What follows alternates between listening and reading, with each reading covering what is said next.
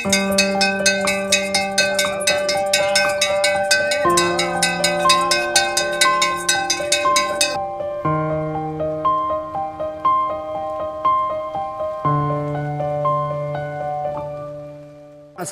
राहतो 89 मध्ये आले तेव्हापासून तर या मसालमध्ये चालू आहे.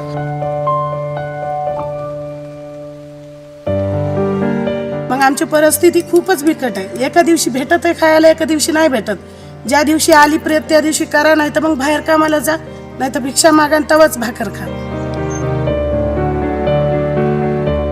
ते आरक्षण काय आहे, ते लोकांची सवलत काय आहे सरकारची, ते आम्हाला अजूनही माहीत नाही. माझा मुलगा 11वी शिकतो, पण त्याला बी शाळेत अजून पुरी फीस भरावी लागती.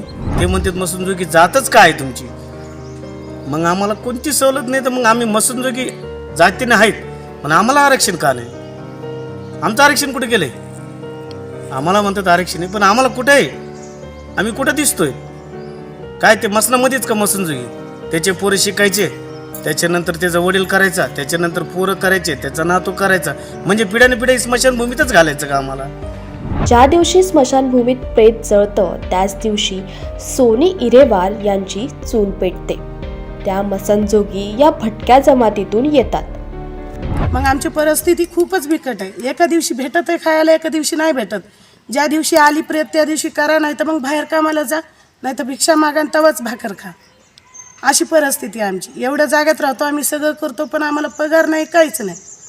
मग हे आरक्षण आम्हाला भेटायलाच पाहिजे. आमच्या लेकरांना त्यांना तरी सवलती पाहायला भेटायलाच पाहिजे. स्मशानभूमीत राहून प्रेत दहन करायचं, स्मशानभूमीची स्वच्छता करायची, दिवसभर भिक्षा मागून जे मिळेल ते खायचं, यावरच त्यांच्या कुटुंबाचा उदरनिर्वाह होतो.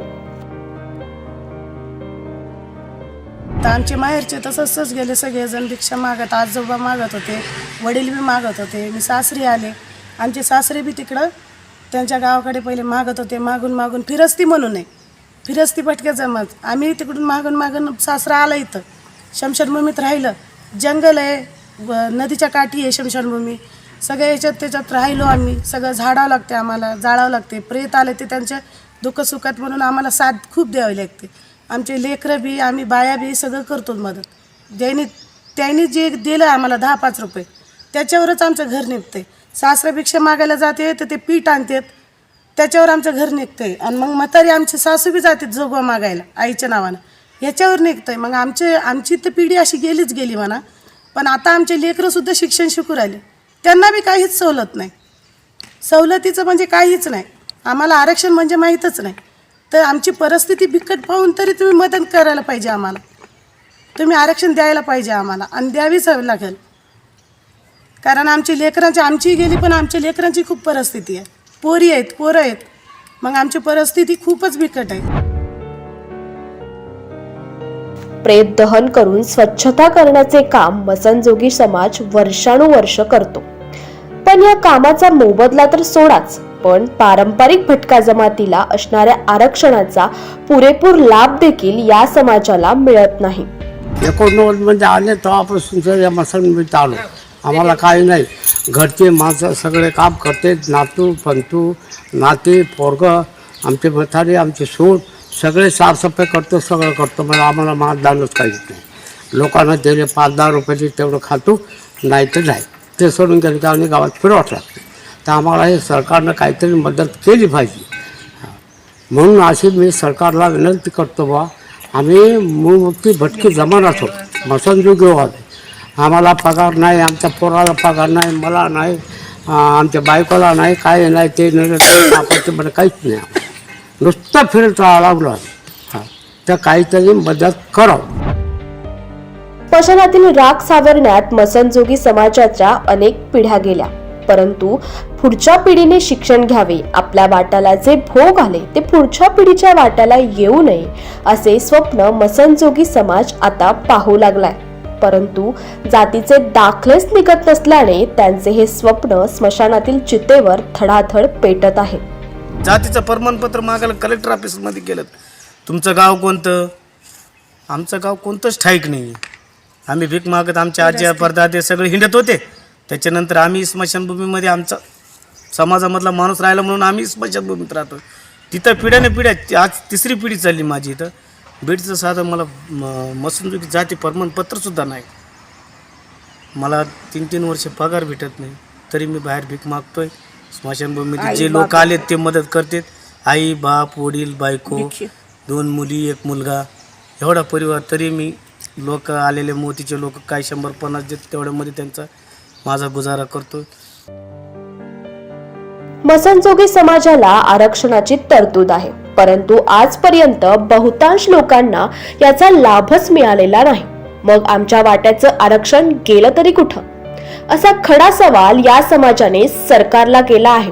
ते म्हणतात मसनजोगी जातच काय आहे तुमची, मग आम्हाला कोणती सवलत नाही, तर मग आम्ही मसनजोगी जातीने आहेत पण आम्हाला आरक्षण का नाही? आमचं आरक्षण कुठे गेलं आहे? आम्हाला म्हणतात आरक्षण आहे, पण आम्हाला कुठे आहे? आम्ही कुठं दिसतोय? काय ते मसनामध्येच का मसनजोगी? त्याचे पोरं शिकायचे, त्याच्यानंतर त्याचा वडील करायचा, त्याच्यानंतर पोरं करायचे, त्याचा नातू करायचा, म्हणजे पिढ्याने पिढ्या स्मशानभूमीतच घालायचं का आम्हाला? आमची मुलं शिकले पाहिजे, सर्व्हिसला लागले पाहिजे, अशी आमची इच्छा आहे. मसनजोगी समाज भटक्या विमुक्त जमातीत येतो. NTB या प्रवर्गात राज्याने भटक्या समूहासाठी 2.5% आरक्षणाची तरतूद केलेली आहे. परंतु हे आरक्षण राज्याचे असल्याने केंद्र स्तरावरील नोकऱ्यांमध्ये या समूहाला प्रतिनिधित्व मिळत नाही. अनुसूचित जाती जमातीप्रमाणे संविधानिक आरक्षण मिळाल्यास या समूहाला मुख्य प्रवाहात येण्याची संधी प्राप्त होईल. जी जमात मशानभूमीत राहते, जशा अनेक जाती आहेत जे मूळ भटक्यातल्या मागतकरी जमातीतल्या NTB मधल्या जाती मागासलेल्याच आहेत. त्या मागासलेल्या आणि भटक्या मुक्तातल्या मूळ भटक्या जमातीतल्या NTBच्या लोकांकडे शासनकर्त्यांचं राज्यकर्त्यांचं लक्ष नाही आहे. तर तो जमात मागतकरी करून उदरनिर्वाह करतो. त्या जमातीला भटक्या जमातीतलं आरक्षण आहे, 2.5% आरक्षण आहे. मूळ भटक्यांना NTB मधल्या लोकांना 2.5% आरक्षण असून त्या आरक्षणामध्ये त्या लोकांची प्रगती होऊ शकत नाही आणि ती संविधानात्मक आरक्षण नाही, राज्य सरकारनं दिलेलं आरक्षण आहे. ते आरक्षण राज्य सरकारने दिलेलं आरक्षण म्हणजे असंविधानिक आहे. आम्हाला संविधानिक आरक्षण पाहिजे. ज्या जमातीला संविधानिक आरक्षण जर दिलं तर तो समाज केंद्राच्या माध्यमातून जी जागा निघतात, जशा प्रवर्गाचे SC ST अशा ज्या प्रवर्गाच्या जागा निघतात, त्या जागाचा त्या लोकांना लाभ होईल. म्हणजे मूळ मसनजोगी NTBच्या लोकांना त्याचा लाभ होईल. परंतु राज्य सरकारने दिलेलं असल्यामुळं या जमातीतल्या लोकांचा विकास होत नाही, शैक्षणिक प्रगती नाही, सामाजिक प्रगती नाही आणि मुळात हा जमात मागतकरी जमात आहे, गावोगावी स्थलांतर होणारी जमात आहे. राज्यात आरक्षणावरून रणकंदन माजले आहे, परंतु स्मशान हेच घर समजून वर्षानुवर्षे उपेक्षित जीवन जगणारा समाज आरक्षणाच्या लाभापासून वंचित राहिलाय. आपल्या हक्कांसाठी हा समाज मोर्चे काढेल, मोठमोठ्या सभा घेईल याची सुतरामही शक्यता नाही. कारण स्मशानात प्रेत आलं, कुणी परडीत पिठाचा जोगवा वाढला तरच त्यांची चूल पेटते.